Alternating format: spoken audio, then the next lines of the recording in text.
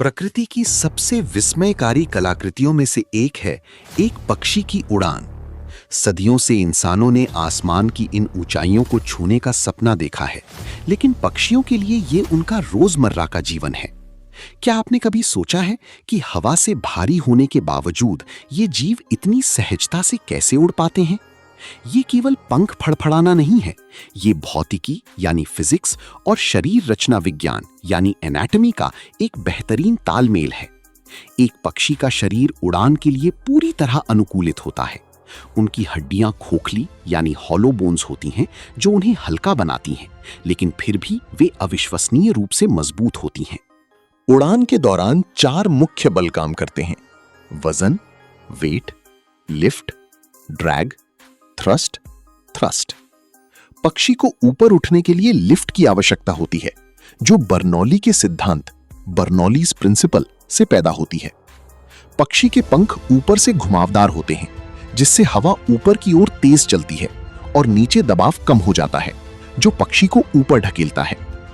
पंखों का आकार उनके कार्य को निर्धारित करता है। प्राइमरी फेदर्स थ्रस्ट पैदा करते हैं, जबकि सेकेंडरी फेदर्स लिफ्ट बनाने में मदद करते हैं। उनकी पूंछ के पंख स्टीयरिंग और ब्रेक का काम करते हैं, जिससे वे हवा में कलाबाजियां कर सकना। उड़ान भरना सबसे चुनौतीपूर्ण हिस्सा है। भारी पक्षी अक्सर उड़ने के लिए दौड़ते हैं या हवा के विपरीत दिशा में टेक ऑफ करते हैं, ताकि अधिक लिफ्ट मिल सके। लैंडिंग के समय वे अपने पंखों का कोण एंगल ऑफ अटैक बढ़ा देते हैं, ताकि गति कम हो सके और वे सुरक्षित उतर सकें। पक्षियों का महत्व केवल उनकी सुंदरता या उड़ान तक सीमित नहीं है। वे हमारे पर्यावरण के असली रक्षक हैं। वे कीट नियंत्रण में मदद करते हैं और सालाना 400 से 500 मिलियन टन कीड़े खा जाते हैं।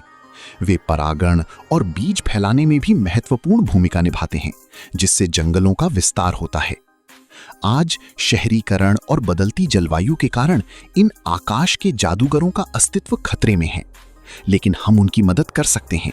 देसी पौधे लगाकर, उनके लिए ताजा पानी रखकर या बस एक छोटा घोंसला बॉक्स बनाकर।